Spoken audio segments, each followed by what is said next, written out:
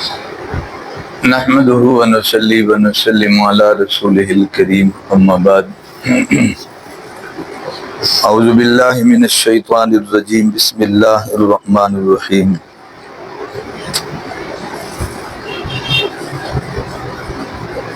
وقولوا للناس حسنا قال النبی صلی اللہ علیہ وسلم خیر الناس من ينفع الناس او کما قال رسول اللہ صلی اللہ علیہ وسلم۔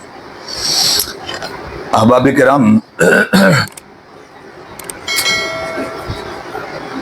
اگر قرآن و سنت کی تعلیمات پر تھوڑا سا غور فرمائیں تو ایک بہت بڑا ضابطہ ہمیں اپنی زندگی گزارنے کا سمجھ آتا ہے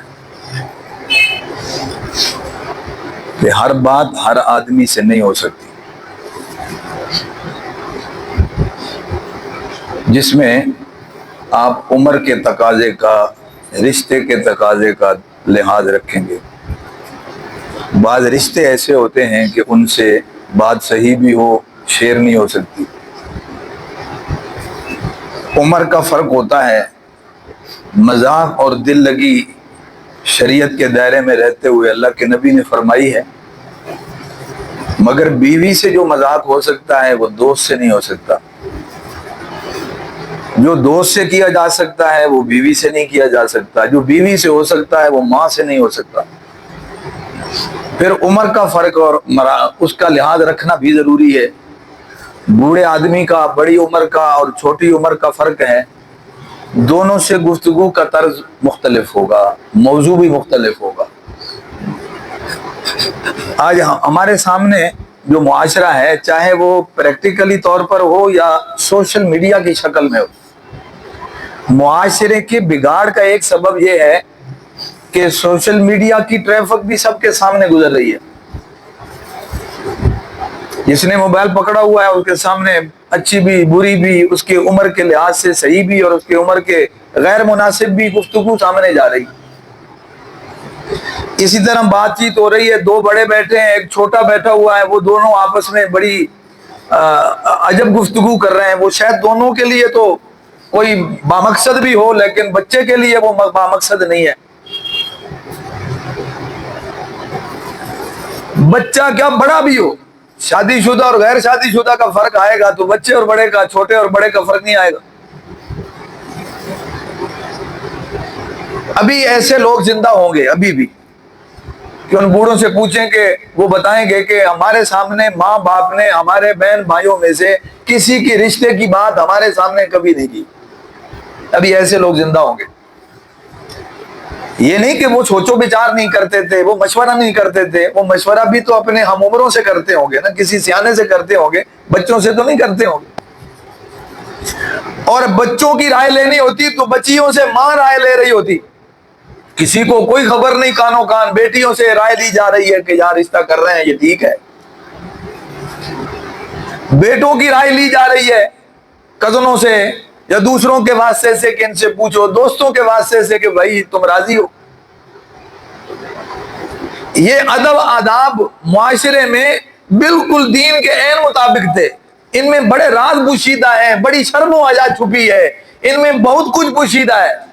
آج جو لوگ کہتے ہیں نا کہ آج کے بچے بڑے سیانے، میں اس سے ایگری نہیں ہوں، اس لیے کہ جو گزر گئے ہیں وہ بھی بچے کوئی پاگل نہیں تھے، لیکن آج ہم نے چھوٹے بچے کے سامنے بڑے موضوع رکھ دیے ہیں تو ہم کہتے ہیں یار یہ ابھی چھوٹا سا ہے، اس کو تو ساری باتوں کا پتا ہے، ہم نے کھول جو اس کے سامنے ساری باتیں دی ہیں، پتا کیوں نہ ہو؟ اس سے پہلے بھی لوگ اگر باتیں کرتے تو ان کو بھی پتا ہوتا۔ آج کے بچے کے سامنے ساری دنیا کھول کے رکھ دی گئی ہے، چاہے وہ پردے کے پیچھے چھپی ہے یا چاہے ابھی وہ اس کی عمر سے آگے ہے، وہ دنیا لا کے اس کے سامنے رکھ دی گئی ہے۔ ہم کہتے ہیں یہ بڑا سیانہ ہے تو ابھی چھوٹا، اس کو ساری باتوں کا پتا ہے۔ ہم نے کچھ چھپایا جو نہیں، جو چھپانا چاہیے وہ بھی نہیں چھپایا۔ جو باتیں، جو موضوعات اس سے متعلقہ نہیں ہیں، ہم نے اس کا کوئی لحاظ اور فرق نہیں کیا۔ اور اس میں اتنا بچے کا قصور نہیں، بچہ تو بچہ ہی ہوتا ہے، اس میں قصور بڑوں کا ہے، چاہے وہ رشتہ دار ہے غیر رشتہ دار ہے۔ کچھ لگتا ہے یا نہیں لگتا؟ کم از کم اس کو اتنا تو فرق ہے کہ اس کی جگہ اگر میرا چھوٹا بھائی ہوتا میں اس کو پاس بیٹھنے دیتا، پھر بگانے کا بچہ میرے پاس کیوں بیٹھا ہے؟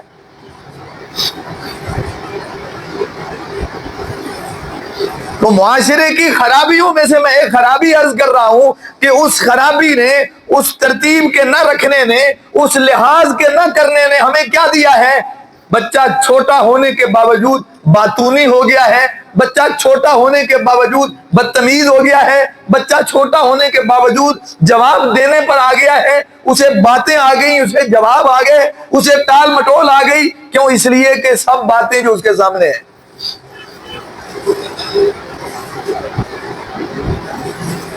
یہ فرق رکھ لیں صرف کہ کون سی بات کس کے سامنے کرنی ہے، اور پھر جس کے سامنے کرنی ہے اس کو کس انداز اور کن الفاظ میں کرنی ہے۔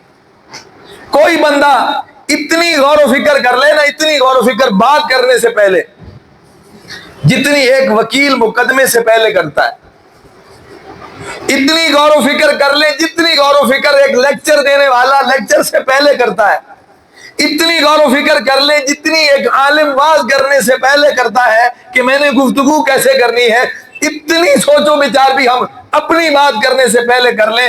جہاں ہم نے بات کرنی ہے، جس سے ہم نے بات کرنی ہے، جون سی ہم نے بات کرنی ہے، جو شرع کے مطابق ہمیں گنجائش اور اجازت مل رہی ہے، ہم اسے بھی یہ سوچ و بچار کر لیں کہ ہم نے کس انداز میں کرنی ہے، الفاظ کا چناؤ کیا کرنا۔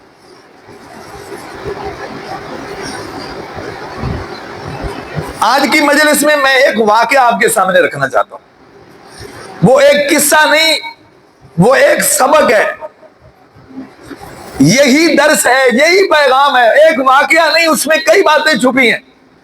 آپ حیران ہوں گے کہ کیا طرز ہے، کیا سلیقہ ہے، کیا حکمت ہے، کیا دانائی ہے۔ نبی کریم صلی اللہ علیہ وسلم ایک غزوہ میں تشریف لے جا رہے ہیں،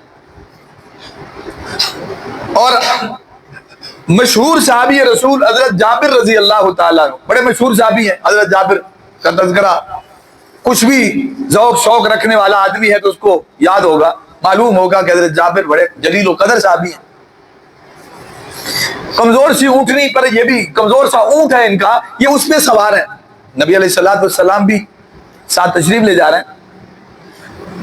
آپ کی عادت مبارکہ یہ تھی کہ قافلہ آگے اور آپ عموماً پیچھے پیچھے ہوتے تاکہ سب کو آگے چلایا جائے اور پیچھے دھیان بھی رکھا جائے، کوئی رہ نہ جائے، کسی کو کوئی مسئلہ نہ ہو۔ تو آپ سب سے پیچھے ہیں تو حضرت جابر بھی پیچھے پیچھے۔ رسول اللہ صلی اللہ علیہ وسلم نے چلتے چلتے ہی پوچھا، جابر خیر ہے؟ سارے مطلب ہے آگے نکلے جا رہے ہیں اور تم پیچھے پیچھے؟ اللہ کے نبی میری سواری کمزور ہے، اونٹوں کی نسلیں ہوتی ہیں، تیز دوڑنے والے بھی ہوتے ہیں، بڑے صحت مند بھی ہوتے ہیں، اور جوان بھی ہوتے ہیں، بوڑھے بھی ہوتے ہیں، اسی حساب سے ریٹ ہوتے ہیں۔ تو ان کی حیثیت بھی مالی طور پر کمزور تھی، تو انہوں نے اپنی حیثیت کے مطابق اونٹ لیا ہوا تھا۔ انہوں نے کہا جی میں میرے پاس کمزور سواری ہے۔ نبی علیہ السلام نے نگاہ بھر کے دیکھا تو ایک بات ارشاد فرمائی، فرمایا جابر رک جاؤ، اسے بٹھاؤ نیچے۔ انہوں نے اونٹ بٹھا دیا، آپ صلی اللہ علیہ وسلم نے اپنی اونٹنی بھی بٹھا دی، آپ نیچے اترے۔ جابر سے کہا کہ وہ چھڑی دو اپنی، وہ چھڑی دی تو حضور علیہ السلام نے اس کو 2-3 چھڑیاں لگائی۔ جیسے آپ کبھی کبھی صحابہ کرام کے سینے پہ بھی ہاتھ مارتے تھے تو اسے اندر روشن ہو جاتا تھا۔ حضرت ابو ہریرہ کہتے ہیں مجھے حدیثیں بھولتی تھی، اللہ کے نبی نے سینے پہ ہاتھ رکھا اور ایک دفعہ یوں لب بھر کے ڈالا جولی میں اور ایک دفعہ سینے پہ یوں ہاتھ رکھا، تو کہتے اس کے بعد مجھے کبھی کوئی حدیث نہیں بھولی۔ جو لوگ کہتے ہیں ابو ہریرہ کو اتنی حدیثیں کہاں یاد ہو گئی، وہ تو بڑا تھوڑا عرصہ مسلمان رہے۔ جی یہ کرامت ہے کہ رسول اللہ صلی اللہ علیہ وسلم نے دعا بھی کی اور آپ نے دست مبارک بھی لگایا۔ تو چھڑیاں لگائیں نبی علیہ السلام۔ جابر کہتے ہیں پھر اس کے بعد تو پھر وہ F-16 طیارہ بن گیا، اڑنے لگ گئی، ایسے جیسے چل نہیں رہی اڑ رہی ہے۔ اب کیا ہے، قافلہ بھی تیز تیز چل رہا ہے، اللہ کے نبی کی سواری بھی اور یہ بھی ساتھ ساتھ دونوں اکٹھے ہو گئے۔ اب وہ اتنی تیز ہو گئی کہ نبی علیہ السلام کی اونٹنی اور جابر کا اونٹ دونوں برابر چل رہے ہیں۔ آپ اس سے اندازہ کر رہے ہیں کہ اب بات چیت ہو رہی ہے، اللہ کے نبی گپ شپ کر رہے ہیں حضرت جابر سے، سفر لمبا ہے۔ اب اس سے آپ کو اندازہ ہوگا بات چیت کیسے کرنی چاہیے، کون سا موضوع منتخب کرنا چاہیے۔ فضول گپ شپ تو ہمارے نبی کی عادت ہی نہیں ہے۔ پھر عمر کا فرق بھی ہے، لیکن ظاہر ہے بالکل خاموشی سے بھی سفر مشکل ہو جاتا ہے، اتنا روکھا سفر بھی اچھا نہیں ہے۔ تو رسول اللہ صلی اللہ علیہ وسلم نے جب دیکھا کہ اب دونوں سواریاں اپنی تال میں ہیں اور سفر بڑے جو ہے نا وہ آرام سے ہو رہا ہے، اب کوئی ساتھ والے کو گلا نہیں رہ گیا کہ میں پیچھے ہوں، تو اب چلتے چلتے نبی علیہ السلام نے بات کہاں سے چھیڑی؟ یہ عین عمر کے حساب سے، عین ضرورت کے حساب سے بات ہے۔ آپ صلی اللہ علیہ وسلم نے فرمایا جابر تم نے شادی کی؟ کسی نوجوان سے یہ سوال غلط تو نہیں؟ اس کی عمر ہو تو اس سے سوال غلط تو نہیں بنتا؟ تو نے شادی کی ہے، آپ کسی سے اس کی ضرورت کا پوچھیں تو وہ شکریہ ادا کرے گا کہ یہ میرا کتنا خیال رکھتا ہے۔ آپ کسی سے پوچھیں بھائی کام شام ٹھیک چل رہا ہے، گزارا ہو رہا ہے، کوئی پریشانی تو نہیں، اب حالات مشکل ہیں تو گزر بسر ٹھیک ہو رہی ہے، کتنا خوش ہوگا، کہے گا یار دینا تو کچھ نہیں لیکن کم از کم اتنی ہمدردی حوصلہ افزائی اتنا پوچھ لینا بھی بڑی بات۔ جبکہ نبی علیہ السلام تو ہیں ہی خیر خواہ، تو آپ نے حضرت جابر سے پوچھا شادی ہو گئی، شادی کی ہے؟ حضرت جابر نے کہا جی یا رسول اللہ میں نے شادی کر لی۔ ایک صحابی ہیں، ایک اللہ کے نبی ہیں۔ نبی علیہ السلام کو انہوں نے نہیں بلایا تو تبھی آپ پوچھ رہے ہیں نا، اگر انہوں نے بلایا ہوتا تو آپ کو پتا ہوتا۔ اس کا مطلب ہے شادی میں جس کی مرضی کوئی بلائے نہ بلائے ناراض نہیں ہونا چاہیے، نہیں بلایا کوئی عرض نہیں۔ شادی ہو گئی کہ نہیں؟ جی ہو گئی۔ کنواری عورت سے کی ہے کہ؟ کہا جی نہیں شادی شدہ عورت سے۔ یہ سوال بھی ہے، کوئی منع کنواری سے بھی نہیں، کوئی شادی شدہ سے بھی منع نہیں، تو جو شک بنتی ہے وہ آپ نے پوچھی شادی شدہ سے یا غیر شادی شدہ سے؟ اس نے کہا جی شادی شدہ سے۔ نوجوان آدمی ہے یا شادی شدہ سے، غیر شادی شدہ سے شادی کرتا، ایک دوسرے کو خوش کرتے کھیلتے کودتے، وجہ یہ آپ نے جو بات بنتی موقع کے مناسب وہ سوال آپ نے کیا۔ اب اس کی بات سنیے، اس نے آگے سے کیا کہا؟ اس نے کہا اللہ کے نبی آپ کو پتا ہے میرے والد احد میں شہید ہو گئے، حضرت عبداللہ، یہ جابر کہہ رہے ہیں کہ اللہ کے نبی آپ کو پتا ہے میرے والد احد میں کیا ہو گئے؟ شہید ہو گئے، اور انہوں نے 9 بیٹیاں چھوڑی ہیں، میں ایک بیٹا ہوں، میرے باپ کے ذمہ کچھ قرضہ بھی تھا اور 9 بیٹیاں بھی ہیں، میں واحد کفیل ان کی پرورش کرنے والا۔ اب میں نے سوچا، یہ وہ خود اپنی بات بتا رہے ہیں، میں نے سوچا کہ میں اگر کوئی بچی لے آؤں گا تو پہلے ہی گھر میں بچیاں ہیں، تو بجائے گھر کا ماحول پرسکون ہونے کے الٹا لڑتی رہیں گی۔ میں نے سوچا میں ایسی عورت لاؤں، میری تو بیوی ہو مگر میری بہنوں کے لیے ماں کا درجہ رکھتی ہو، عمر کے حساب سے کم از کم اتنی سمجھدار ہو، اتنی بڑی ہو کہ وہ ان کی سرپرستی کر سکے، انہیں اپنی ہم عمر نہیں چاہیے، میچور خاتون چاہیے۔ ہر گھر کی ضرورت مختلف ہوتی ہے، یہ باتیں زبان پر چڑھا دینا تو آسان ہے کہ یوں رشتہ کریں، ایسا پسند کریں، ایسا ہونا چاہیے، ویسا ہونا چاہیے، 2 ہونی چاہیے، 4 ہونی چاہیے۔ وہ بھائی ضرورت کے حساب سے سب کے لیے کوئی ایک جیسا قاعدہ اور ضابطہ تو اپنے ماحول کو خود دیکھیں، اپنی ضرورت کو خود دیکھیں، ہر کوئی اپنے مسائل سے واقف ہے۔ اس بچے کو بھی، اس نوجوان کو بھی تو معلوم ہے کہ معاشرے میں شادی شدہ اور غیر شادی شدہ دونوں قسم کے رشتے موجود بھی ہوتے ہیں، مل بھی جاتے ہیں، اس کے باوجود اس کو اپنی ضرورت کا پتہ ہے، میرے گھر میں کیا ضرورت ہے۔ تو نبی کریم صلی اللہ علیہ وسلم بڑے خوش ہوئے کہ اس نے اپنی جوانی قربان کر دی اپنی بہنوں کی پرورش کے لیے۔ کتنی سنجیدہ سوچ ہے۔ رسول اللہ صلی اللہ علیہ وسلم بڑے خوش ہوئے، آپ نے اسے کوئی تنقید کا نشانہ نہیں بنایا کہ تو نے غلط کیا، تو نے ایسے کیا، بہت اچھی بات ہے جس نے اپنے گھر کو سنبھالا اور بہنوں کی پرورش کی، اور کیا چاہیے کوئی اتنا سنجیدہ ہو۔ یہاں تو نفسا نفسی کا عالم ہے، اپنی اپنی بڑی ہر ایک کو، لوگ بھاگنے کی کرتے ہیں کہ اس کے خرچے میرے ذمہ نہ پڑ جائیں۔ بھائی بھی شادیاں کر کے نکلنے کی کریں گے کہ ماں باپ اگر فوت ہو گئے ہیں تو بہنیں جانے اور پچھلے بھائی جانے، میرے ذمہ نہ پڑے، وہ بھی اپنا سامان لیتا اور سائڈ پہ ہو جاتا ہے۔ خیر یہ باتیں جب مکمل ہوئی تو اگلی بات نبی علیہ السلام نے ایک اور کی، فرمایا اچھا پھر تو ہم مدینے کے قریب پہنچنے والے ہیں، ہم جب وہاں پڑاؤ ڈالیں گے تیری بیوی کو اطلاع ہوگی، وہ تو تیرے لیے گاؤں تکیہ لگائے گی نا، انتظام کریے آپ نے اس کی دل لگی کے لیے کہ پھر تو تیری بیوی تیرے انتظار میں ہوگی اور تکیہ لگائے گی تیرے لیے، یعنی آنے کا انتظار ہوگا، بستر ہوگا، تکیے لگیں گے، تیرا اہتمام ہوگا۔ اس نے ایک عجیب بات کی، اس نے کہا اللہ کے نبی میرے گھر میں تکیے کہاں ہے؟ تکیے اس دور میں گویا ایک اچھی علامت تھی، کھاتا پیتا آدمی جس کے پاس اتنا کچھ ہوتا وہ، ورنہ لوگ اینٹ سر کے نیچے رکھ کے سو جانے والے تھے، تو میرے گھر میں تکیے کہاں؟ اب اللہ کے نبی اس کو محسوس نہیں ہونے دے رہے، آپ نے اس سے بھی بات سمجھی کہ وہ گھر کا ماحول بتا رہا ہے کہ میرے گھر میں تکیے کہاں۔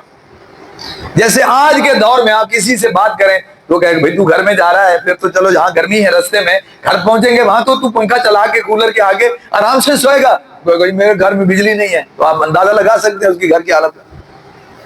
اس نے کہا میرے گھر میں تکیہ کہاں؟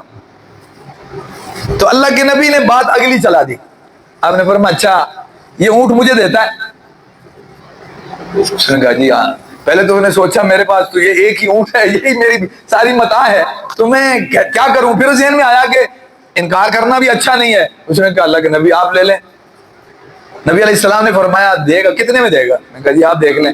حضور نے فرمایا 1 درہم لے گا؟ اس نے کہا جی یہ تو گھاٹے والی بات ہے۔ حضور نے فرمایا 2 لے لے؟ اس نے کہا جی یہ بھی مجھے نقصان پہنچانے والی بات۔ آپ نے فرمایا 3 لے لے، 4، 10، 20، 30، 40 تک بات پہنچ گئی۔ 40 پہ سودا ڈن ہو گیا،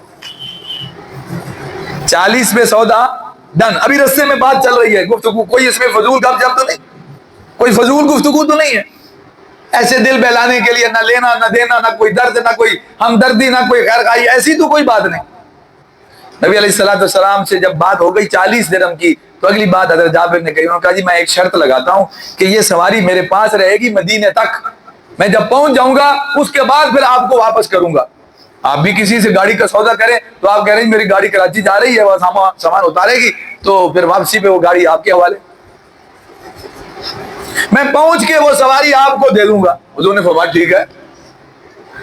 گھر پہنچ گئے، مدینہ آ گیا، اتر گئے، نبی علیہ السلام مسجد کی طرف چلے گئے، جابر گھر گئے، سامان اتارا، اونٹ پہ جو بھی سفر کا سامان لدا اتارا، اتار کے اونٹ واپس لائے، مسجد کے باہر باندھ دیا، نبی علیہ السلام کے پیچھے نماز پڑھی، نماز پڑھ کے کہا اللہ کے رسول صلی اللہ علیہ وسلم آپ کا اونٹ حاضر ہے، سودے کے مطابق میں آپ کا اونٹ لے آیا ہوں، باہر باندھ دیا میں نے، وعدے کے مطابق سامان اتار دیا ہے، اب اونٹ آپ کا۔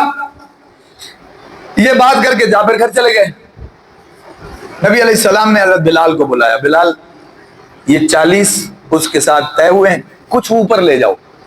طے نہیں ہوئے، کوئی شک نہیں ہے بیچ میں، کوئی شرط و شرائط نہیں، دینے والا مرضی سے زیادہ دے سکتا ہے، پہلے سے طے ہو تو سود ہے، اور یہاں طے نہیں ہے، کوئی زیادہ مطالبہ کرے یہ بھی ٹھیک نہیں، سودا جو ہو چکا ہے، یہاں ایسا نہیں ہے۔ نبی علیہ السلام نے خود ہی حضرت بلال سے فرمایا کہ 40 اس سے کچھ اوپر لے جاؤ اور جا کے جابر کو دے آؤ، اور یہ اونٹ بھی ساتھ لے جاؤ۔ اب وہ اونٹ لے گئے، وہ دیکھ کے نا اونٹ کو تو انہوں نے سمجھا لگتا سودا واپس ہو گیا، اونٹ جو واپس آ رہا ہے۔ تو جب جابر رضی اللہ تعالیٰ عنہ نے یہ دیکھا کہ پیسے تو آئے، اس سے تو چلو 100 منصوبے ذہن میں آتے ہیں، اب یہ کروں گا وہ کروں گا، یہ جو اونٹ واپس آیا ہے یہ عجب معاملہ، تو وہ نبی علیہ السلام کے پاس واپس لے آئے، اللہ کے نبی آپ نے اونٹ بھیج دیا ہے۔ تو رسول اللہ صلی اللہ علیہ وسلم نے فرمایا وہ پیسے بھی تیرے، وہ اونٹ بھی تیرا، وہ پیسے بھی تیرے، وہ اونٹ بھی تیرا، یہ کیا ماجرا ہے؟ نبی علیہ السلام نے فرمایا میں نے تجھ سے جو اونٹ کی قیمت کی بات کی تھی نا، وہ اس لیے نہیں کی تھی کہ میں اتنے میں تجھ سے اونٹ خریدنا چاہتا ہوں، میں تیری ضرورت کا اندازہ لگا رہا تھا کہ تیری ضرورت کتنی ہے۔ تو جب پیسے بتا رہا تھا تو اس سے تیری ضرورت کا اندازہ ہو رہا تھا کہ اب 40 تک میری ضرورت کیا ہے، پوری ہو جائے گی، میں تیری ضرورت بھی پوری کرنا چاہتا تھا اور میں تیرا اونٹ بھی لینا، انداز ایسا اختیار کیا تاکہ اس کو بیچارے کو شرمندگی بھی نہ ہو۔